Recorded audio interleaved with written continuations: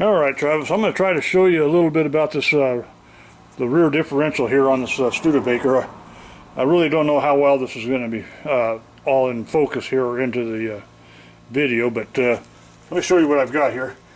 I just bought bearings for this input shaft on the rear differential, and they wanted, let's see, I think the local shops down here, cheapest I could get them was about $200 plus $25 for shipping plus tax, and I thought, nah, that's not going to happen. So I got on the internet, and through Amazon I was able to get them for about 80 bucks, I think, for everything, $80 and 80 some odd cents, and that was including free shipping. So I did have to pay taxes on it, but it still came to about 80 bucks for all the bearings and the races.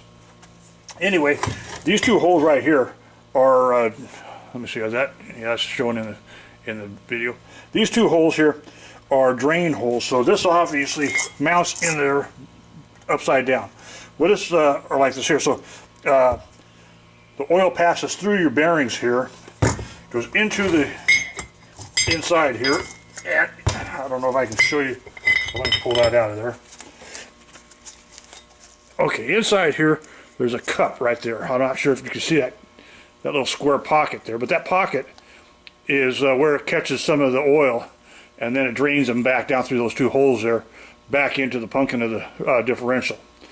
But you've got new races in the back of this thing now, and new bearings. So everything's been replaced in that differential except for the bearings that hold the pinion gear, or that ring gear.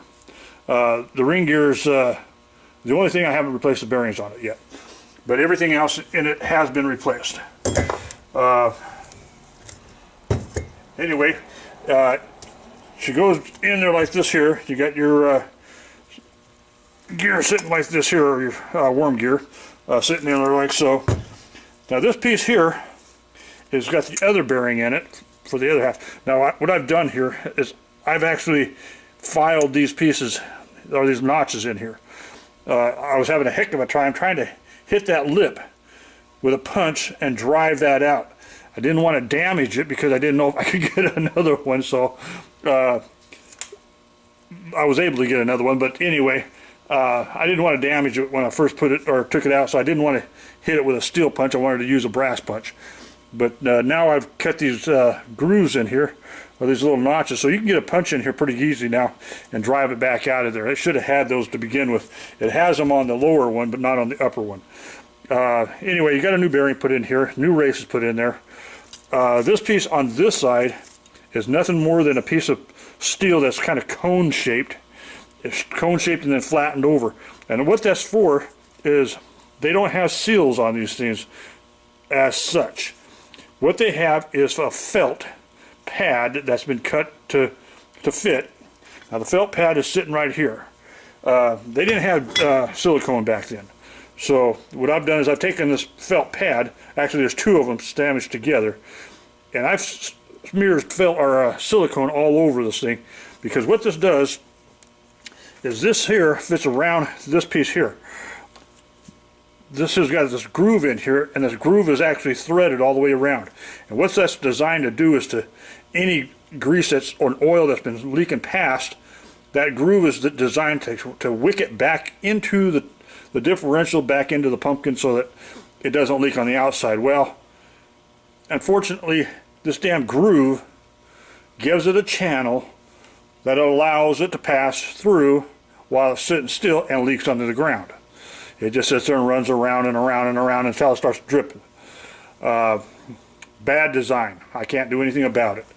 The only thing I could do is if I wanted to take it in and have a machine, I can machine this down and then find a seal that, you know, a rubber seal that would fit onto it that I could put in here. But then I would have to have the seal and this match, and I didn't want to go through that trouble. So I went ahead and just packed this full of silicone. Hopefully I can tighten it up enough where the silicone will actually squeeze against this tight enough to seal. And I've glued the silicone, you know, I've siliconed it and then I stuck it in here, so it's glued into this piece here, and hopefully it doesn't leak past that. This other piece in here has also been siliconed in. So this piece here fits onto this piece, Well, if I can get it to start. No, can't get it to start. There she goes. Okay, now that fits onto there like so. That will be squeezed in here against that seal or against that piece of metal that was in there. And when you squeeze that in, that's going to make it shrink this way. And it's also going to push it up against the outside. So hopefully by tightening this up, I can get it to seal against this shaft here. The shaft now fits in here like so. This piece here fits into this part and gets threaded all the way down.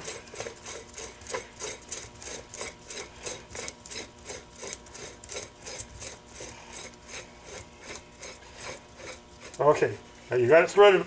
Well, it's almost all the way down. There you go. Let's see, where's this at now? Where's the nut? Where's the woodruff key? There's the woodruff key. Oh, about lost it. I got it. It's getting away from me here. Hold on a second. Got it. Okay. And I guess I better show you this thing here too. This is a spacer. And that spacer was designed to, it's been milled to be exactly the right size to place underneath this thing here between that and the pumpkin to give that gear the proper distance from the ring gear. Don't forget, if you ever take it apart, don't forget to put that back in. Don't put gaskets on it because gaskets are going to make it too thick and it's going to start howling on you. Remember, they didn't have silicone back then. I'm going to put a very light coat, very light coat on both sides here. Hopefully that'll keep it from howling and seal it up. I don't think it needs it, but I might put it on there just to be on the protective side. This thing here is your woodruff key. The woodruff, okay, come on, turn around here. Okay, the woodruff key fits down in this slot. This thing here is actually a tapered fit right there. And so the shaft here is also tapered going in here. This piece here will fit onto that and shove it on down. Put your woodruff key in here. Now this thing here isn't nearly down far enough. You're going to see here it still goes down, but I'm going to grease this before I stick it all the way in there because I want it to, I don't want it to tear up that silicone right off the bat. I want it to be lubricated. So anyway, you run that down as far as you can. Once it bottoms out, then you take this piece here and you're going to start tightening or loosening this back up again. You're going to run this backwards. And what that's going to do is it's going to bring that bearing up against this bottom surface here until it's tight. When that's tight, it draws this bearing here up against the other part and it's tight. Once you got them tight, back it off about a quarter of a turn.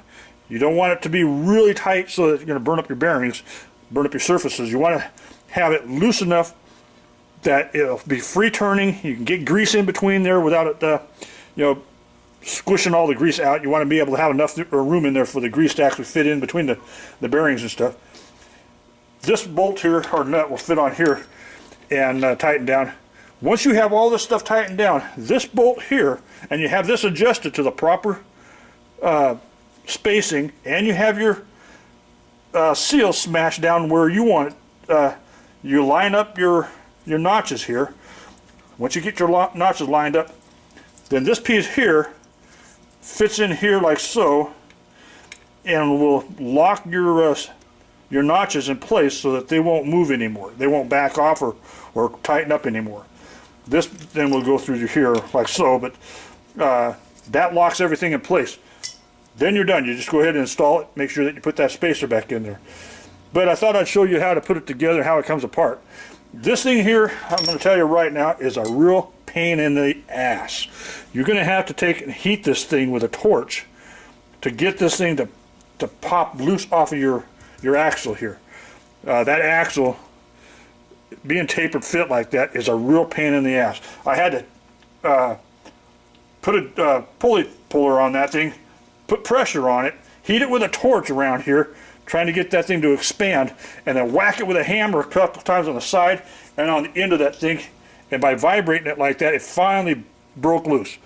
But boy, I tell you what, I thought I was going to have to take it in with a hydraulic press and push it out of there because it didn't want to come. Anyway, that's it, Travis. You know, hopefully when I get this car to you, it's going to be mechanically sound and you won't have to worry about too much of that anyway. But I don't know. You know, I'm going to try to get to the paint and the interior, but you never know. You might end up having to do that yourself. So anyway, talk to you later, buddy.